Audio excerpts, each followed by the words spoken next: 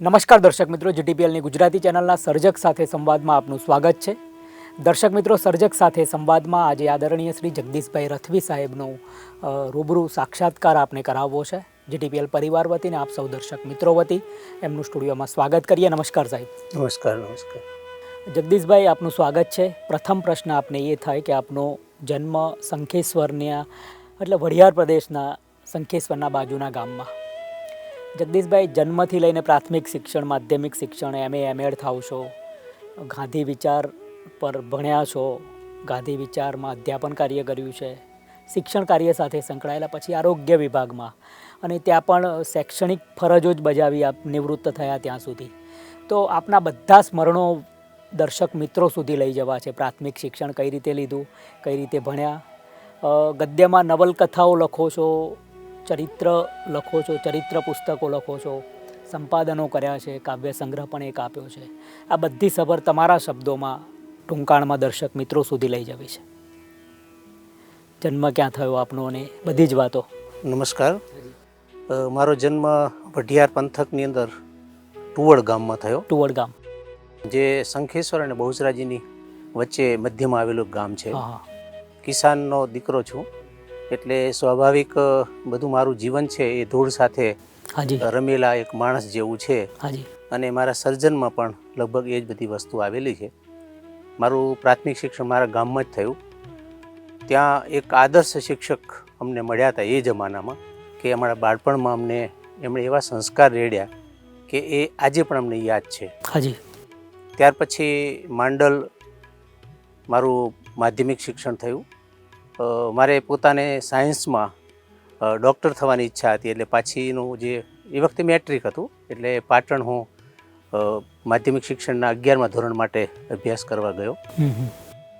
આખું મારું શિક્ષણ છે એ સ્વાવલંબી, જાતે રાંધવું, ખાવું, સાફ સફાઈ કરવી, અને એવી રીતે કોઈ સાયકલની કઈ વ્યવસ્થા હતી નહીં. એટલે અત્યંત એક સાધારણ વિદ્યાર્થી તરીકે મેં મારો અભ્યાસ કર્યો. કમનસીબી એવી હતી કે એ વખતે નવનિર્માણનું આંદોલન થયેલું, એટલે કોઈ ટ્યુશન ક્લાસીસ કરી એવી સ્થિતિ તો મારી હતી નહીં. જાતે વાંચવા માટેનો પ્રયત્ન કરતો હતો, પણ લાઇબ્રેરીઓ બધી બંધ, પછી હોવા બધી થયા કરે, યુવાનો બધા દોરવી જાય, એટલે હું પણ નાની ઉંમરમાં એમાં દોરવાઈ ગયો અને એસએસસીમાં ટકા ઓછા આવ્યા, એટલે ડૉક્ટર ન બની શક્યો. અને કદાચ મારું ભાગ્ય કંઈક એવું કામ કરતું હશે કે મને લોકભારતી સણોસરા ભણવા માટે એક તક મળી ગઈ. હાજી. અને એ તક છે એ મારા માટે લેખન કાર્યની એક મોટો આયામ બની ગયો. હાજી. અને એના કારણે હું પોતે આ બધું લખી શક્યો. બરાબર. લોકભારતીમાં પછી ક્યાં સુધી અભ્યાસ કર્યો આપે? લોકભારતીમાં 4 વર્ષ BRS એટલે બેચલર ઓફ રૂરલ સ્ટડીનો અભ્યાસ કર્યો. પછી 1 વર્ષ હું મનુભાઈ પંચોળી દર્શક સાથે માયધારમાં એમના કામ માટે સેવાર્થે જોડાયો. અને એ જ વખતે મોરબીનું પૂર આવ્યું, હોનારત થઈ, એટલે હું ત્યાંથી મોરબી સેવા કાર્ય માટે નીકળી ગયો. અને એ આખું 1 વર્ષ મારું લગભગ આવા બધા કામોમાં ગયું. પછી મને થયું કે મારે પોતાએ કંઈક વિશેષ કામ કરવું જોઈએ.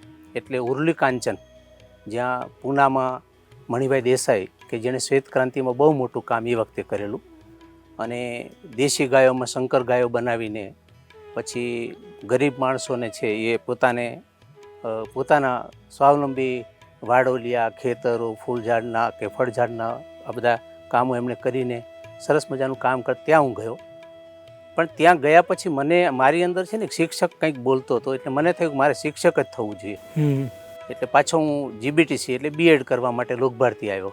અને જેવું મારું ભણવાનું પૂરું થયું એ જ ગાળામાં મારું પરણવાનું થયું, અને એ જ ગાળામાં મારે નોકરી પણ મળી ગઈ.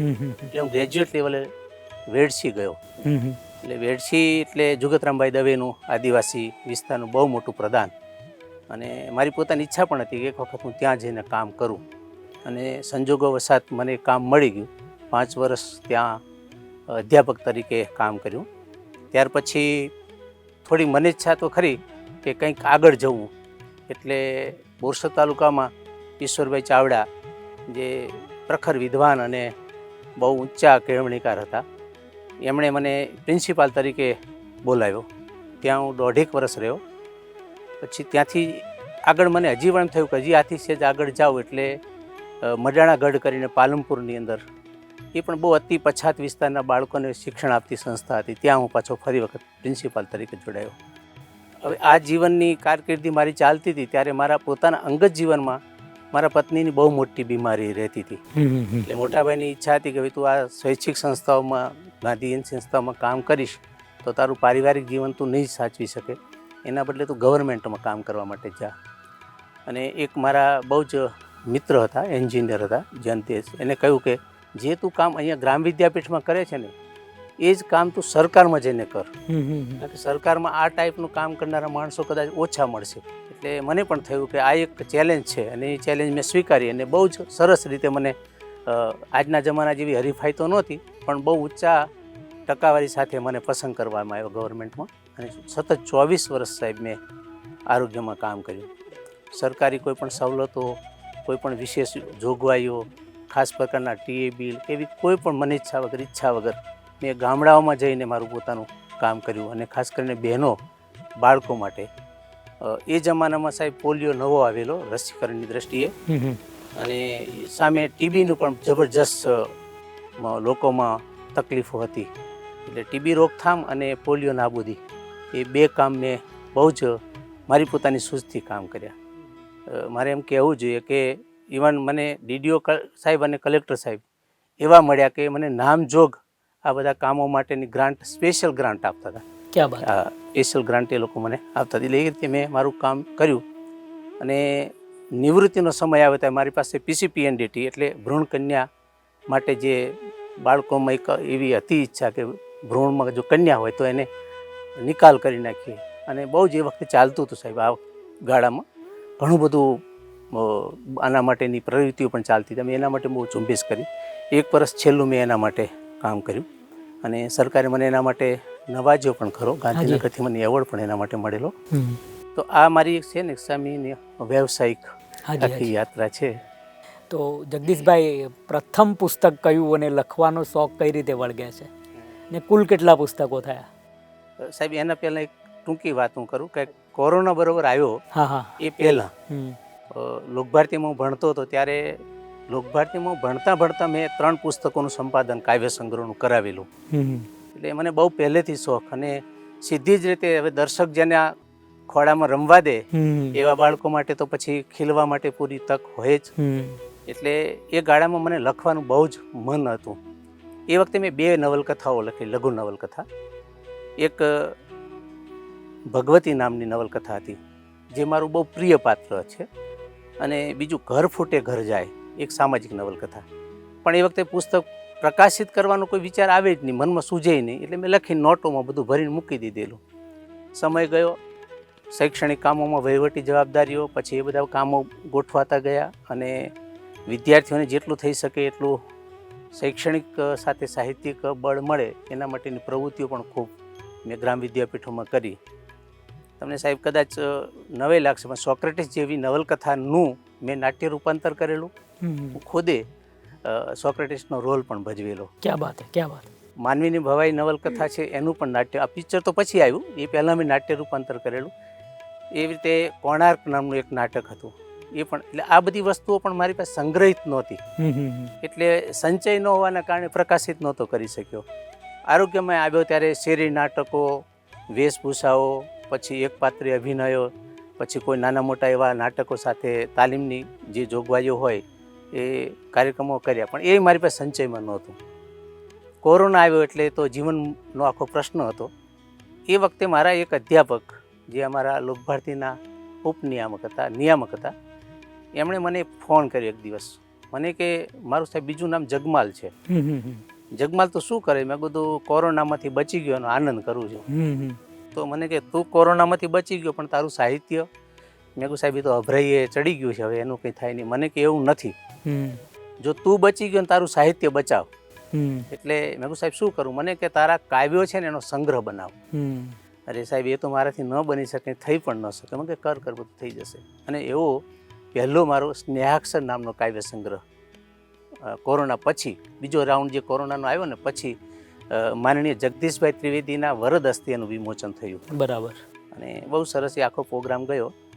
પણ એ વખતે મારા મિત્રોએ એવું કહ્યું કે મને કે તું પદ્યમાં કામ કર. એ કંઈ બહુ સારું દેખાતું નથી. ગદ્યમાં તારી કલમ ઉપાડ. એટલે મને પોતાને પણ મનથી તો શોખ તો હતું. મારી પાસે 2 નવલકથાઓ પહેલાં પડી હતી, એ ફરી વખત મનમાં આવી કે આના વિશે હું ફરી વખત લખું એમ. તે એ ગાળામાં પુસ્તક બની ગયો એનો આનંદ તો મને હતો જ, પણ મારા દીકરાએ એક જીઆઈડીસીમાં નાનું એવું યુનિટ શરૂ કર્યું અને ત્યાં 8 થી 10 દીકરીઓ કામ કરવા માટે આવતી હતી. કોઈ 16 વર્ષની 17 વર્ષની આવી બધી. પહેલાં વહેલું સાહેબ મેં જોયું કે મજૂરોનું શોષણ શું હોય છે. મેં વાંચ્યું તો ખરું, મેં થોરોને વાંચેલા છે, રસ્કિનને વાંચેલા છે, ટોલ્સ્ટોયને વાંચેલા છે, ગાંધીજીને વાંચેલા છે, પણ પ્રત્યક્ષ ક્યારેક કોઈ શોષણ થતી સમાજની વાત છે ને એ મેં જોયેલી નહીં.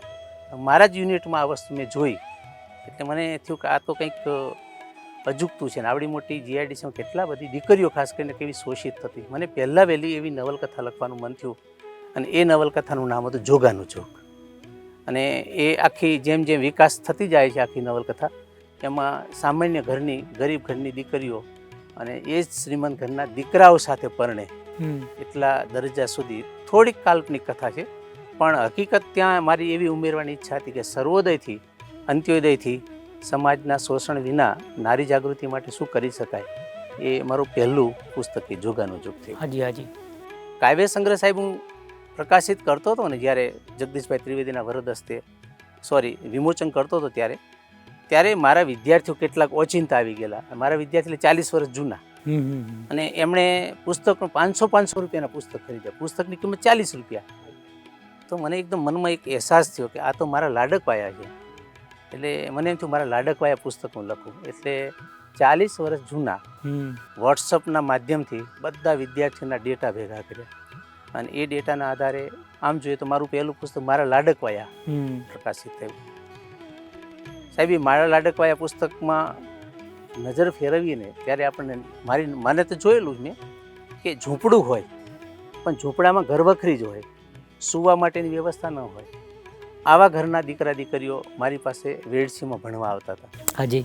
હવે મેં જ્યારે એમનો બધો ઇતિહાસ, માહિતી, એમનો વિકાસ બધું જોયું ત્યારે એમના જ દીકરાઓ મોટા ભાગના કોઈ એન્જિનિયર, કોઈ ડૉક્ટર, કોઈ વકીલ, કોઈ ઉદ્યોગપતિ, કોઈ સારા શિક્ષક, કોઈ પ્રિન્સિપાલ, આવા ઉચ્ચ દરજ્જા ઉપર હતા. એટલે મને બહુ આનંદ આવ્યો.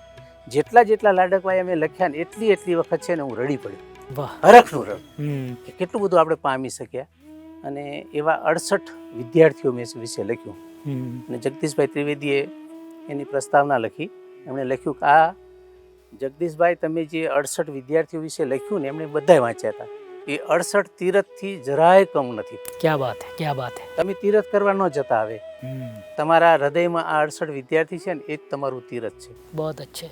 એ પુસ્તક લખાયું સાહેબ. એ વખતે જ બીજું પુસ્તક મારી પાસે આવી જ ગયું હતું લખવા માટે. એ કારણવશાત આવ્યું હતું કે મારા દીકરાને ત્યાં સંતાનનો જન્મ થવાનો હતો. 3જા મહિને અમને ખબર પડી કે આના ત્યાં સંતાન આવવાનું છે. એટલે હું તો આરોગ્યનો માણસ તો હતો જ ઓલરેડી. એટલે મને થયું કે એના ભ્રૂણ વિશે, એના ભ્રૂણને હું કહું. આમ સંકલ્પના એવી કે જેમ અભિમન્યુને વાતો થઈ હતી ને એમ મારા આવનાર બાળકને હું કહું કે તું કેવું બાળક બનીશ. એટલે મેં ભ્રૂણ કન્યા અને ભ્રૂણ કુમારને પત્રો નામનું એક પુસ્તક બનાવ્યું. હાજી હાજી. 13 પત્રો એને લખ્યા. 13 અંદર બાળ ગીતો છે, હાલરડા ટાઈપના. એક કોમેન્ટ સાહેબ કરવાનું મન થાય કે ઘરમાં કેવું વાતાવરણ હોઈ શકે. મેં પહેલો પત્ર લખ્યો અને પત્રનું નામ લખ્યું પ્રિય પુત્ર અભિમન્યુ. મેં 3 જણને વાંચવા મોકલ્યું ભાઈ આવું લખાય સાહિત્યમાં. એમાં એક મારી દીકરી હતી માલવિકા. એને મને 3 દિવસ સુધી જવાબ ના આપ્યો. પછી એને પૂછ્યું કેમ તે મને તને પત્ર લેખન વાંચ્યો નથી, ગમ્યો નથી. મને કે પપ્પા મને પ્રશ્ન એ થાય છે કે PCPNDTમાં તમે ભ્રૂણ માટે આટલી બધી મહેનત કરી, આ તમારો પત્ર માનો કે પ્રકાશિત થાય અથવા તો વોટ્સઅપમાં જાય તો ઘણા બધા માણસો એવી શંકા કરશે કે આ જગદીશભાઈએ પોતાની દીકરાની વહુના ભ્રૂણની તપાસ કરાવી છે તો જ એમને ખબર હશે કે આ દીકરો જન્મ છે એ અભિમન્યુ હશે. એની વાત સાચી હતી. એટલે મેં તરત પત્રો બદલી નાખ્યા અને સુરાત નામની એક દીકરી એમ કરીને 5 દીકરીને પત્ર લખ્યા. મેં બી કદાચ ભગવાન કદાચ દીકરો દેશે તો દીકરો એટલે 5 દીકરાને લખ્યા, 2 એના મા બાપને લખ્યા અને 1 આખા સમાજને લખ્યો. એ સાહેબ આખું વૈજ્ઞાનિક પુસ્તક છે અને એમાં કોઈ એમ કાલ્પનિક બાબતો નથી. જેટલી ગર્ભ વિકાસની વાતો હોય એમાં બધી આવી ગયેલી છે. બરાબર. અને આનંદની વાત એ છે કે સાહેબ આવતા 2 મહિનામાં એનો મરાઠી અનુવાદ થાય છે. વાહ. કારણ કે મહારાષ્ટ્રનો મારા મિત્ર છે, એણે આ જ્યારે પુસ્તક વાંચ્યું ત્યારે કહ્યું ભાઈ અમારા મરાઠી ભાષામાં પુસ્તક બને ને તો એનો ખૂબ આનંદ છે. વાહ. કુલ કેટલા પુસ્તકો? કુલ સાહેબ 13 પુસ્તકો મેં લખ્યા. વાહ. એટલે 3 જ વર્ષમાં. બરાબર. અને સંપાદનો પણ કર્યા? એ સંપાદનની સાથે ને 13 પુસ્તકો. 13 પુસ્તકો થયા. સંપાદન મારું જ સાહેબ લખાણ હતું એમાં. હવે કોણ કોણ છે ઘરમાં, અને આ બધું કરતા હોય જગદીશભાઈ તો કેવી હું ફરાય છે? પરિવારમાં કોણ કોણ છે? પરિવારમાં અમે 2 માણસ, ને દીકરો ને દીકરાના ઘરના, એનો એક નાનો બાબો છે 2 વર્ષનો.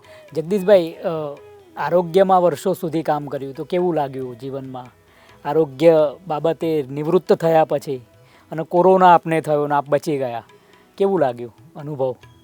સામાજિક જાગૃતિમાં સાહેબ છે ને આરોગ્યની જે સામાન્ય સમજણ છે ને એનું બહુ જ અત્યારે જો કે વિકાસ થયો, પણ હું 1990માં જ્યારે જોડાયો સાહેબ, ત્યારે મારે નિખાલસપણે કહેવું જોઈએ કે સરકાર ભલે એના નીતિ નિયમથી કામ કરતી હોય, મારી આ મનમેળાના માનવીમાં મેં ખુલ્લા દિલે લખ્યું છે કે એ વખતે કોઈ કોલ્ડ સ્ટોરેજની વ્યવસ્થા નહોતી, કોઈ સ્ટરીલાઇઝેશનની વ્યવસ્થા નહોતી, વેક્સિન સપ્લાય માટેના કોઈ વ્યવસ્થિત સાધનો નહોતા. અને આના કારણે વેક્સિન પછી એના માટે વપરાતી જે માનવની શક્તિ એ બધું વેસ્ટેજ જતું હતું. એ વસ્તુને મેં બને એટલો મારો રીતે પ્રયત્ન એવો કર્યો કે આપણે બને ત્યાં સુધી આ વસ્તુ સારી કરતા જઈએ. અને એ વસ્તુને કારણે આજે મને જે વિસ્તારમાં જ્યાં જાઉં છું ત્યાં મને પોતાને એવું લાગે છે કે આપણે આપેલું જે ખાસ કરીને આરોગ્ય શિક્ષણ છે ને એ ખૂબ કામ આવ્યું. બીજો મુદ્દો સાહેબ એ કહું કે હું પોતે છે એ આમ વઢિયાર પ્રદેશ, એટલે અમારો પ્રદેશ આમ સાદો પ્રદેશ કહેવાય. એટલે કેટલીક મને પોતાની આરોગ્યની સમજણ નહોતી કે આરોગ્યની કાળજી આમ લેવાય, તેમ લેવાય, પેલું લેવાય. એ વસ્તુથી મને ખ્યાલ આવ્યો કે લોકો માત્ર સ્વચ્છતા રાખે, પોતાની જે જીવનની શૈલી છે એ બદલે ને તો પણ આરોગ્ય, પોતાના સ્વ આરોગ્ય માટે ઘણું બધું સારું પોતે કરી શકે. જગદીશભાઈ, પુસ્તકો તો લખો જ છો, આ પણ એક શોખ છે, પણ ભવિષ્યનો શું પ્લાન છે? ભવિષ્યમાં સાહેબ પુસ્તક જ લખવા છે. હાજી. પણ જે પુસ્તક લખાય હવે પછી એ પુસ્તકની અંદર આમ તો હું પોતે ગાંધી વિચારનો માણસ છું, એટલે કોઈ સામાજિક ઢાંચામાં કે સંપ્રદાયમાં કે ધર્મમાં એમાં બહુ જોડાતો નથી. પણ મને અંદરથી સાહેબ એવી ઈચ્છા એક જાગી છે કે મારો સમાજ છે એની અંદર સાહિત્ય બાબતની હજી બહુ એટલી ખેવના નથી. ભણે છે, વાંચે છે, એટલું વ્યવસાયિક દ્રષ્ટિએ બધા નોકરી પાછળ પડ્યા છે. પણ કેટલાય સાહેબ એવા મારા સમાજના યુવાનો છે, બહેનો છે, એ સાહિત્ય લખે છે અને એ સાહિત્ય ઉજાગર કરી શકીએ તો એનામાં એક નવી સમજણ, તાકાત સાહિત્યની આવી શકે એવું છે. એટલે મેં 4 મહિનાથી એક મારું પોતાનું, મારા સમાજનું એક ગ્રુપ બનાવ્યું છે. એમાં 80 જેટલા ભાઈઓ બહેનો છે અને એના 5 પુસ્તકો અમે આવતા 2 મહિનામાં પ્રકાશિત કરવાના છીએ.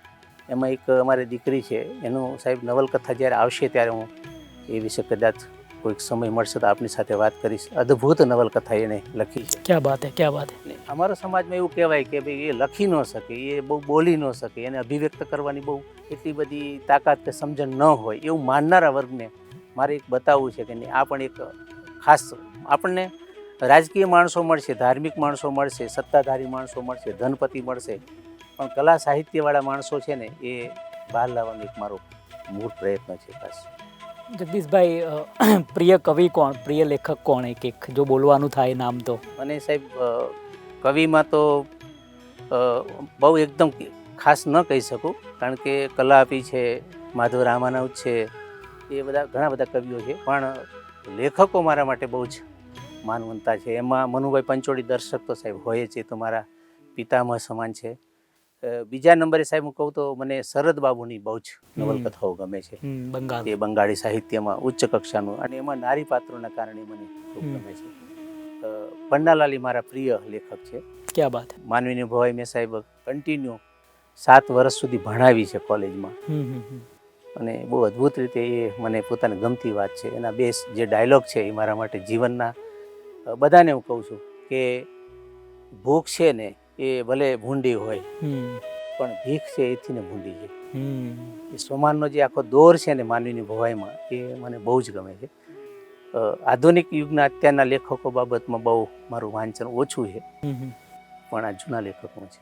હાજી જગદીશભાઈ, આજના સાહિત્યકારોને આપનું અનુભવનું ભાથું, આપ આરોગ્યમાં કામ કર્યું છે, ગાંધી વિચારમાં કામ કર્યું છે, આજના ગાંધી વિચારના મૂલ્યો અને મૂળ મૂલ્યો ગાંધી વિચારના આજના લેખકોને, આજના સમાજસેવકોને, આજના શિક્ષકોને, આજના વાલીઓને આપનો સંદેશ. હું સાહેબ એક બહુ સ્પષ્ટ માનવાવાળો માણસ છું કે સાહિત્ય હોય, કલા હોય, ગાયકી હોય, ગમે તે હોય, તે ઉર્મિસભર હોય તો આપણને ગમે, સંદેશાસભર હોય એ પણ ગમે, પણ એમાંથી ફલિત એ થવું જોઈએ કે વ્યક્તિ છે ને પોતે પોતાની રીતે કંઈક અભિવ્યક્ત થાય ને એવો એને મોકો મળે. માત્ર કાલ્પનિક જીવનમાં કે માત્ર એક મનની અંદર પોતાની વાત આવી છે એટલે લખી નાખ્યું અથવા કહી નાખ્યું અથવા ગાઈ નાખ્યું, એના કરતાં કંઈક એવી વસ્તુ આપણે પ્રગટ કરીએ કે જેનાથી વ્યક્તિ છે ને વર્ષો સુધી એ ચેતનાને પોતાની અંદર રાખી અને કંઈક નવું પોતે કરી શકે. કે માનો ભાન ભૂલ્યો હોય તો એ સુધરી જાય, કંઈક માનો કે એને મેળવવું હોય તો એને મળી જાય, કંઈક એની ઈચ્છાઓ પ્રગટ કરવાની એની જે ભાવના હોય તો એના માટે એને તક મળે.